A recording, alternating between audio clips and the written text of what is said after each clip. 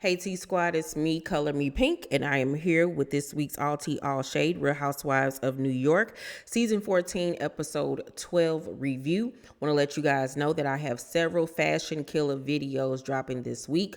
I'll be doing Fashion Killer videos on the Real Housewives of New York reunion look, as well as a Fashion Killer on Basketball Wives promo pics, the Real Housewives of Potomac promo pics, confessional looks from your favorite reality shows. And this week I will be dropping my filming room tour and my movie room and kitchen tour video. And I'll be vlogging when I go to WWE SmackDown this weekend. So I have a full week of fun, fantastic videos for you guys. So be ready and stay tuned.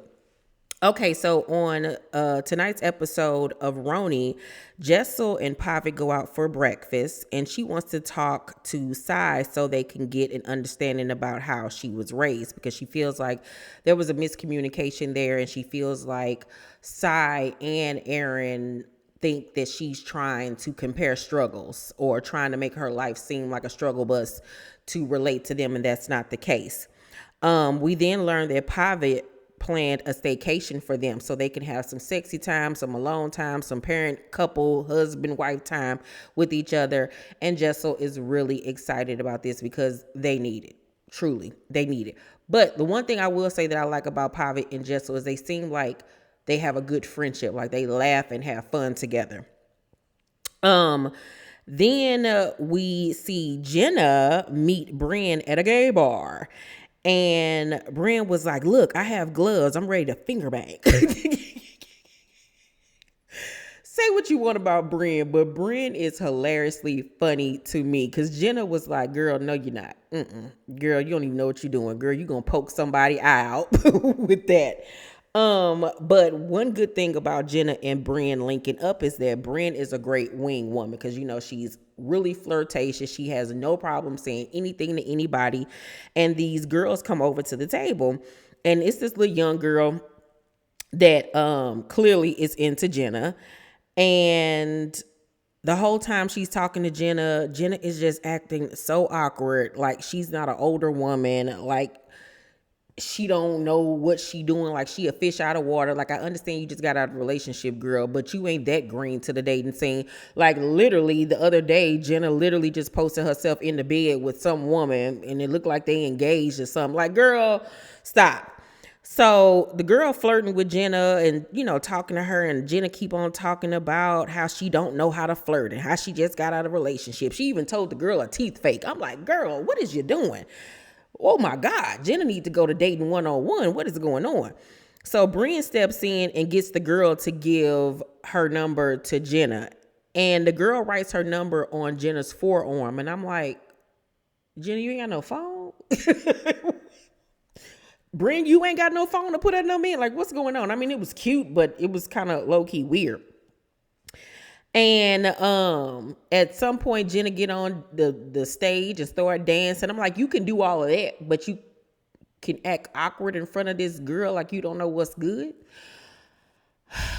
I like Jenna a lot. Love her fashion. Love who she is as a person. But this whole, I'm a little teapot, short and stout act is kind of getting on my nerves. Like, girl, you're not this dweeb that's just so unconfident. Like, come on, bro. So Sai, David, and Erin and Abe have a dinner date, a couple's date. And Erin poses the question to the guys and says, if your wife didn't have sex with you for a year, what would you do? And Abe flat out said, I'd be effing other women.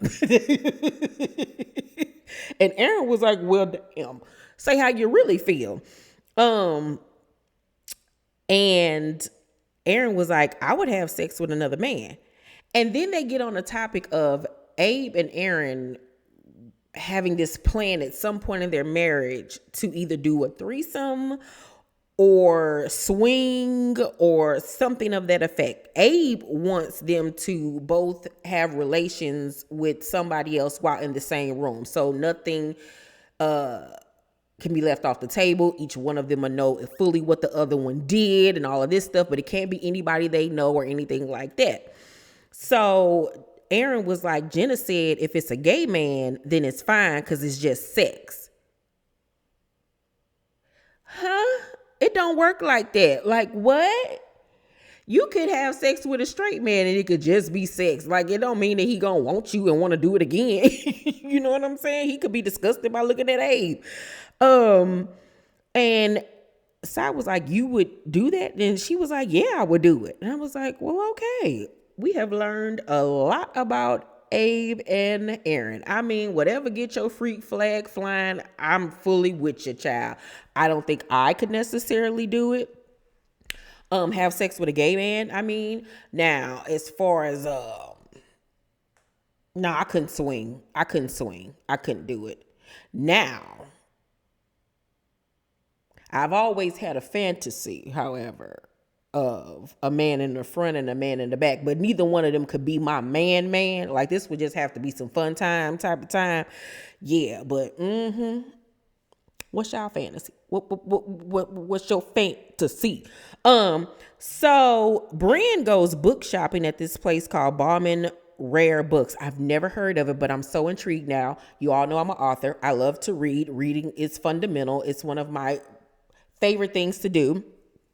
And we find out that once again, Brynn has a lot of quirks. She has a lot of things that she likes to do. You know, she likes to play chess. Now we know that she likes to read literature. Like, she's very well read and she likes to collect expensive books.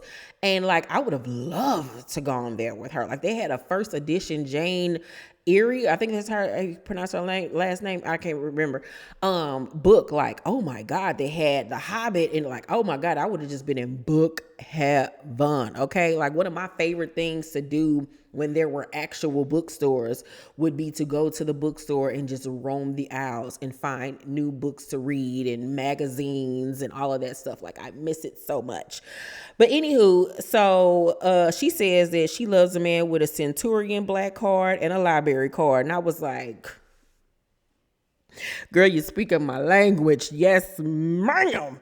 Baby, if I could find a man with both, I am set for life. So her brother ends up calling her and their grandmother ends up coming up. We find out that Mimi, their grandmother, passed away about a year, maybe a year and a half before, and that they plan on like planting a tree in Central Park to commemorate her passing and everything. And Brynn is still struggling with that. She starts to cry and everything. You could tell that her grandmother really meant a lot to her. And I mean, she was literally her parent, you know what I'm saying?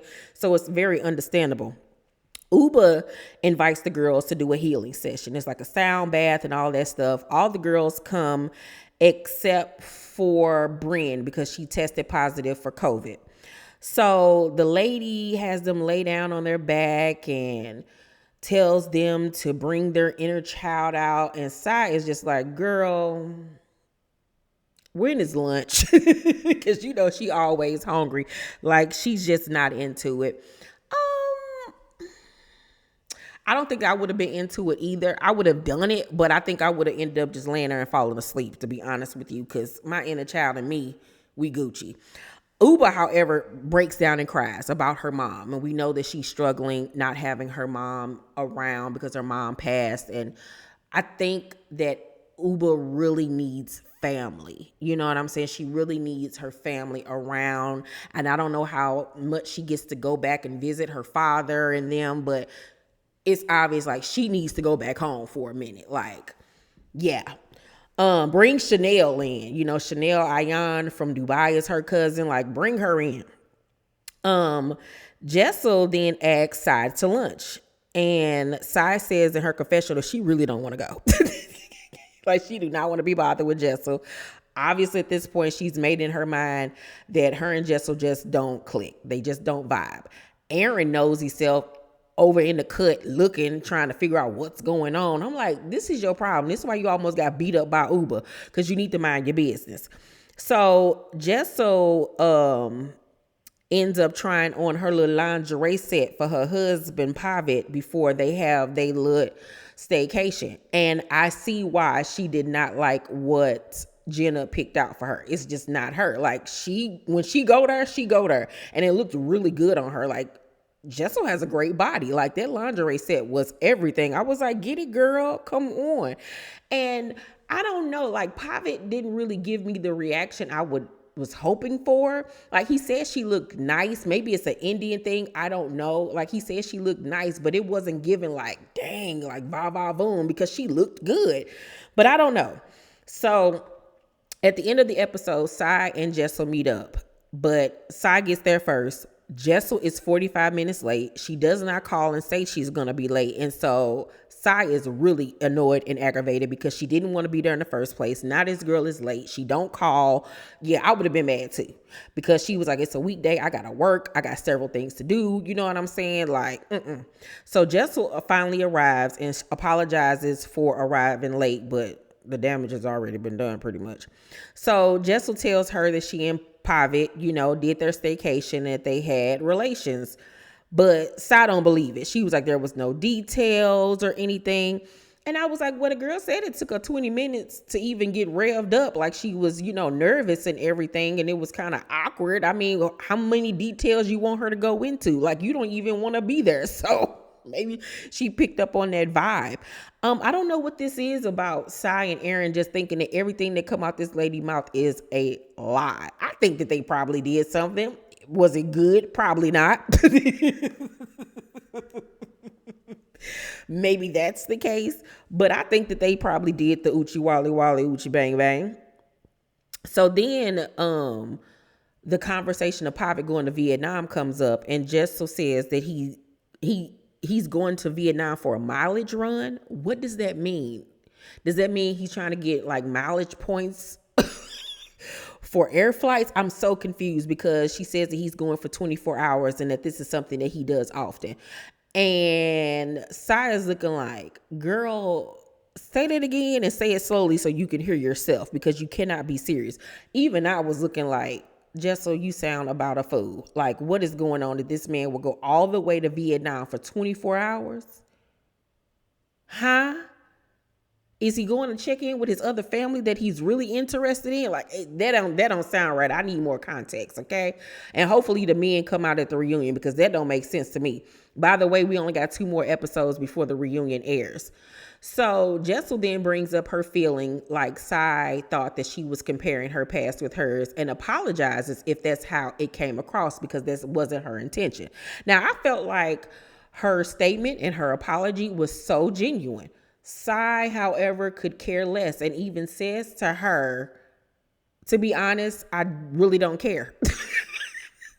I was like, well, damn, I know you're blunt, but Jesus, like, huh? She was like, I'm not offended. You could have called me for this. She was like, I know I can come across abrasive. You think? She was like, and I apologize for that. So Jessel admits to being scared to like open up to them, because, it's always something. And I get it. Like, everything that I say, y'all question or call me a liar. So at this point, why would I want to open up to y'all? So, Sai was like, just own your ish. Like, just say it. Like, we don't want you to beat around the bush and go all around the mulberry bush. Like, just say whatever it is. So Jessel then says that Sai's mom's story really touched her and resonated with her, because her mom's brother was an alcoholic. And she says that it really affected her, this, that, and the third. And she begins to cry. And she says that she feels like Sai and Erin tear her apart anytime she opens up. And Sai at this point is just over it, because she was like, you brought me here to apologize about it coming across like you're trying to compare our struggles. But then you turn around and say that my mom's alcoholism resonated with you because your uncle was an alcoholic. And I don't know. I feel like that was Jessel's attempt at trying to connect to her on some type of level.